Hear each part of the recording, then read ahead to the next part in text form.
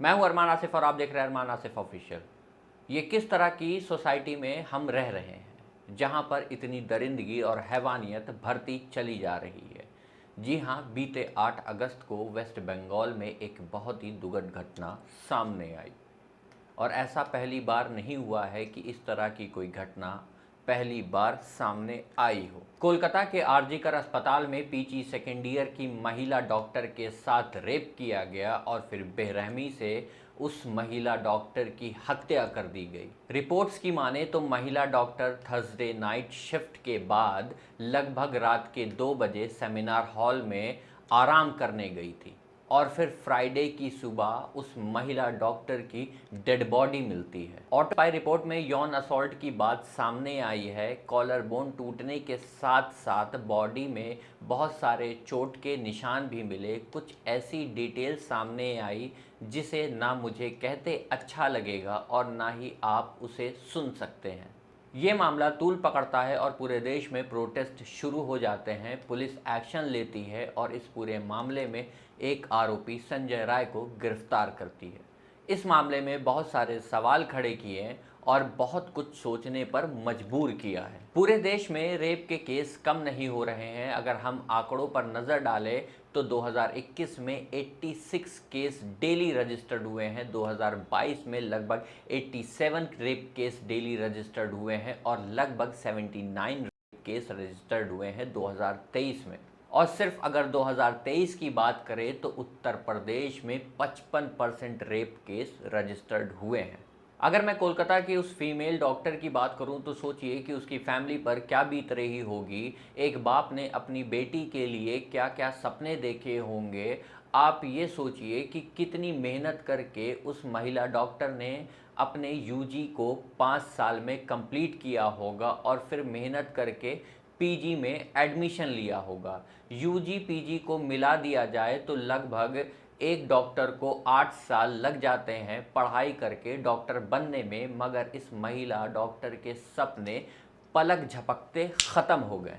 इस मामले से ना सिर्फ डॉक्टर बल्कि पूरा देश गुस्सा है। अलग अलग जगह प्रदर्शन हो रहे हैं। वहीं कोलकाता की बात करें तो सिर्फ इमरजेंसी वार्ड ओपन है और डेली ओपीडी डॉक्टर्स ने बंद कर रखी है। ऐसा कहा जा रहा है कि ये जो पूरा मामला है इसको ममता बनर्जी दबाने की कोशिश कर रही हैं। अगर ऐसा नहीं है तो इसकी जांच में देरी क्यों की गई।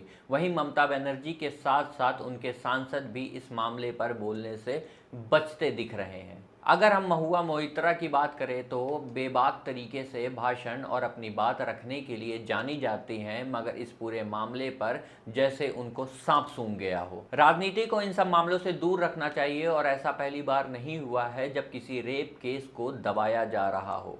आप लोगों को उत्तर प्रदेश के हाथरस का केस तो याद ही होगा, जहां रातों रात एक रेप विक्टिम की डेड बॉडी जला दी गई हो।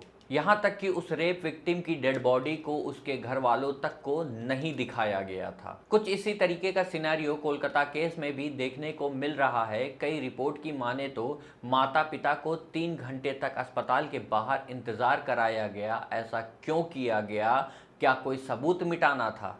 हाई कोर्ट के इंटरवेंशन के बाद आरजीकर मेडिकल कॉलेज के प्रिंसिपल को वहां से हटा दिया गया है। कोर्ट ने ये भी कहा कि प्रिंसिपल ने विक्टिम को ब्लेम किया, पहले उसे सुसाइड बताया और मामले को कवर करने की कोशिश की। और बताया जाता है कि ये जो प्रिंसिपल है वो काफ़ी दबंग टाइप का है।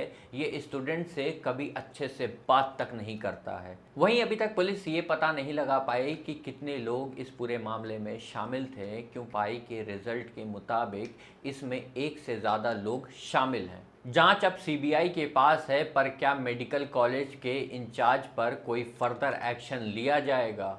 जो आरोपी गिरफ्तार हुआ है, इस आरोपी को गिरफ्तार करने में पुलिस ने इतना लेट क्यों लगाया? आपको बता दें कि सीसीटीवी में साफ देखा जा सकता था कि सेमिनार रूम के बाहर ये व्यक्ति संदिग्ध तरीके से घूम रहा था। और दूसरी बात यह है कि आरोपी को किसने इजाज़त दी कि मेडिकल कॉलेज में किसी भी वार्ड में फ्री घूमने की, क्योंकि ये जो संजय राय है ना तो ये वहाँ पे डॉक्टर था और ना ही स्टाफ, तो किसने इसको परमिशन दी वहाँ पर इतना फ्रीली घूमने की?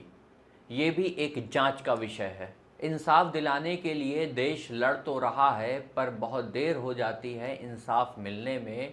राजनेता अपना पॉलिटिकल करियर बचाने में लग जाते हैं और कुछ लोग हर मामले में धर्म को ले आते हैं। फिर मैं कहूँगा कि ये पहली बार नहीं हुआ है कि देश के लोगों ने एक साथ आवाज़ उठाई है। आपको दिल्ली का निर्भया केस तो याद ही होगा, देश तब भी शर्मसार हुआ था। गिरफ्तारी के 7 साल बाद जस्टिस मिला, वहीं बिल्किस बानो रेप केस भी याद ही होगा। उसके रेप अक्यूज जमानत पर बाहर हैं और इस मामले में तो रेप अक्यूज्ड के छूटने पर कुछ पॉलिटिकल लोगों ने लड्डू भी बांटे थे, क्योंकि इस मामले में उन लोगों ने धर्म ढूंढ लिया था। हम एक दिन के लिए जागते हैं और फिर सो जाते हैं, जब तक के लिए ऐसा हैवानियत वाला दूसरा मामला सामने नहीं आता। आपको तो तब तक के लिए लड़ना चाहिए जब तक जस्टिस ना मिल जाए। और बिल्किस बानो जैसा भी केस होता है उसके लिए भी आवाज़ उठानी चाहिए। अभी के लिए इतना ही। Signing off from Arman Asif official.